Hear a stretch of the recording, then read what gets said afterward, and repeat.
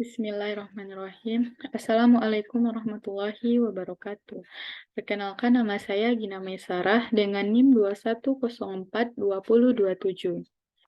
Baiklah, pada kesempatan kali ini saya akan menjelaskan materi tentang sistem informasi manajemen dan konsep kompetitif advantage, yang mana untuk memenuhi tugas mata kuliah Sistem Informasi Manajemen yang diampu oleh Bapak Iip Permana STMT. Baiklah, kita masuk kepada pembahasan yang pertama. Sistem informasi manajemen memainkan peran yang sangat besar dan berpengaruh di dalam organisasi, karena semakin tingginya kemampuan teknologi komputer, dan telah menghasilkan jaringan komunikasi yang kuat, yang dapat digunakan organisasi untuk melakukan akses informasi dengan cepat dari berbagai penjuru dunia, serta untuk mengendalikan aktivitas yang tidak terbatas pada ruang dan waktu. Sistem informasi manajemen bagi pelayanan publik.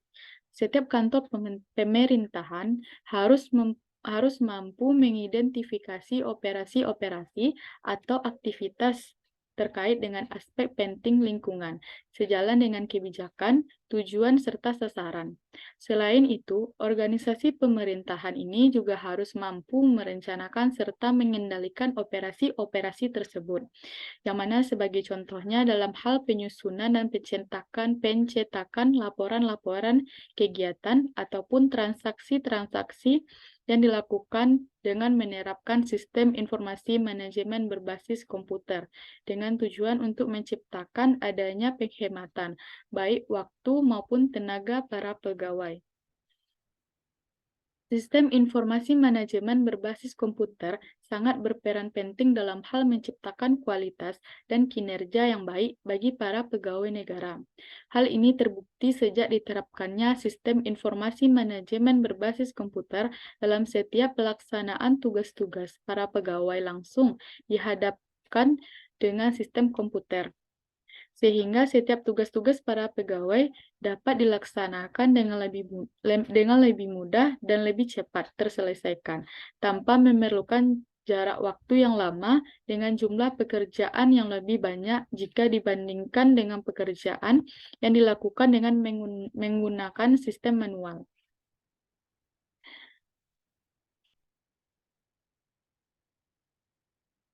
Dalam sebuah organisasi atau instansi pemerintahan, setiap elemen-elemen yang ada sangat dituntut untuk dapat memanfaatkan komputer dalam menerapkan sistem informasi manajemen ini.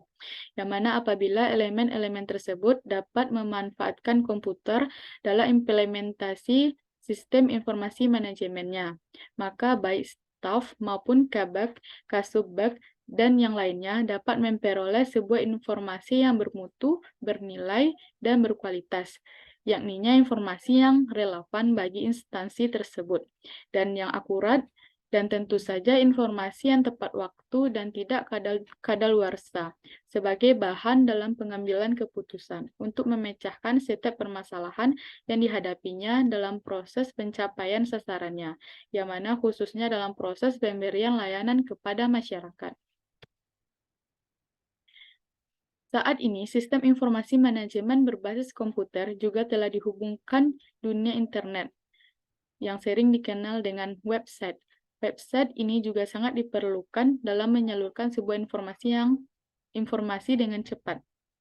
Dan yang kedua, selain dengan menggunakan media komputer, masyarakat juga bisa memanfaatkan kemajuan teknologi saat ini dengan menggunakan telepon seluler atau handphonenya masing-masing, yang dilengkapi dengan fitur dan aplikasi browser, sehingga mereka bisa mengakses sebuah informasi yang mereka butuhkan kapanpun dan dimanapun mereka mau.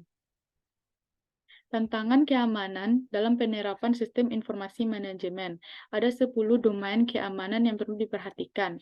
Yang pertama, akses kontrol sistem yang digunakan. Dan yang kedua, telekomunikasi dan jaringan yang dipakai. Dan yang ketiga, manajemen praktis yang dipakai. Dan yang keempat, pengembangan sistem aplikasi yang digunakan, kriptografi yang diterapkan, lalu ada arsitektur dari sistem informasi yang diterapkan, pengoperasian yang ada, lalu business continuity plan, dan DRP. Lalu kebutuhan hukum, bentuk investigasi dan kode etik yang diterapkan, lalu yang terakhir ada tata letak fisik dari sistem yang ada. Ancaman Ancaman yang mungkin timbul dari kegiatan pengolahan informasi berasal dari 3 hal utama, yakni yang pertama ada ancaman alam. Yang termasuk dalam kategori ancaman alam terdiri dari ancaman air, seperti banjir, tsunami, intrusi air laut, kelembaban tinggi, badai, pencairan salju. Lalu yang kedua ada ancaman manusia. Ancaman manusia ini dapat berupa kriminal, pencurian, penipuan, penyuapan, pengkopian tanpa izin, perusakan, lalu ada teroris, peledakan, surat kaleng, perang informasi, lalu yang terakhir ada perusakan. Dan selanjutnya ada ancaman lingkungan.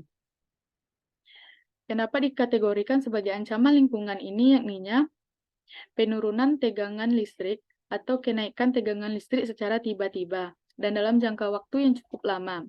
Dan yang kedua ada polusi. Lalu efek bahan kimia seperti semprotan obat pembunuh serangga, semprotan anti api, dan lainnya. Lalu yang terakhir ada kebocoran seperti atap bocor saat hujan. Kelemahan. Cacat atau kelemahan dari suatu sistem yang mungkin timbul pada saat mendesain, menetapkan prosedur, mengimplementasikan, maupun kelemahan atas sistem kontrol yang ada sehingga memicu tindakan pelanggaran oleh pelaku yang mencoba menyusup terhadap sistem tersebut. Yang terakhir ada virus, macam-macam virus. Yang pertama ada virus kompiler. Dan yang kedua ada virus Bagley-BC. Yang ketiga ada virus file. Dan selanjutnya ada virus bot sector. Lalu ada virus dropper dan virus script atau batch. Dan yang terakhir ada virus sistem. Nah, hanya itu dapat saya sampaikan. Lebih dan kurangnya saya mohon maaf. Assalamualaikum warahmatullahi wabarakatuh.